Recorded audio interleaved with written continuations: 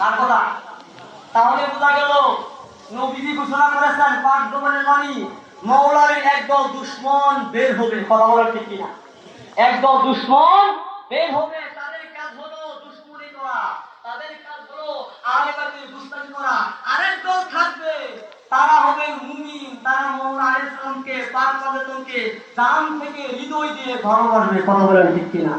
তাকে খেয়াল করেন বাদান, এই মনে অসংখ্য হাদিস রয়েছে। হ্যাঁ, মওলার সাথে কেন আমরা নসিব পালা, আমরা এমন একজন ওলি পাইছি যিনি মওলা আলীর দরজার বেলায়েতে আল্লাহর ওলি। এই জন্য আসল জিনিস আমাদেরকে জানাইছেন, আমরা বুঝতে পারছি। আল্লাহু আকবার।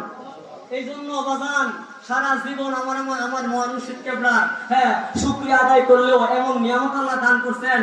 আল্লাহর ওলিকে আমাদের মাঝে পাঠায়া এই নিয়ামতের শুকরিয়া আদায় করলেও শেষ হবে না। কথা বলেন ঠিক কিনা?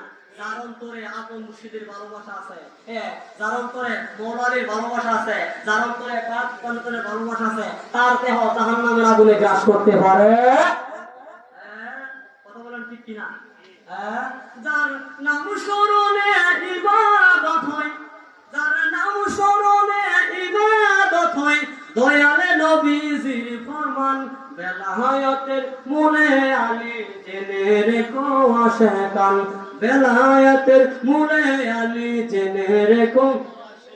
বলুন যার নাম স্মরণে ইবাদত হয়, নাম স্মরণে ইবাদত হয়, দয়ালে নবীজি ফরমান বেলায়েতের মূলে আলী জেনে রেখো। ও বেলায়েতের মূলে আলী জেনে রেখো। আসাদুল্লাহ মওলা আলী সাইফুল্লাহ তার শান, খাইবারের বিজয় নিশান দয়াল নবীর দান। আসাদুল্লাহ মওলা আলী সাইফুল্লাহ তার শান, খাইবারের বিজয় নিশান দয়াল নবীর দান। দয়াল নবীর আদেশ পায়া গো, দয়াল নবীর আদেশ পায়া তিনি খাইবারে বিজয় করে যান। বেলায়েতের মূলে আলী জেনে রেখো আশিকান, বেলায়েতের মূলে আলী জেনে রেখো। যার নাম স্মরণে ইবাদত হয়, নাম স্মরণে ইবাদত হয়, দয়ালে নবীজি ফরমান বেলায়েতের মূলে আলী জেনে রেখো আশিকান, বেলায়েতের মূলে আলী।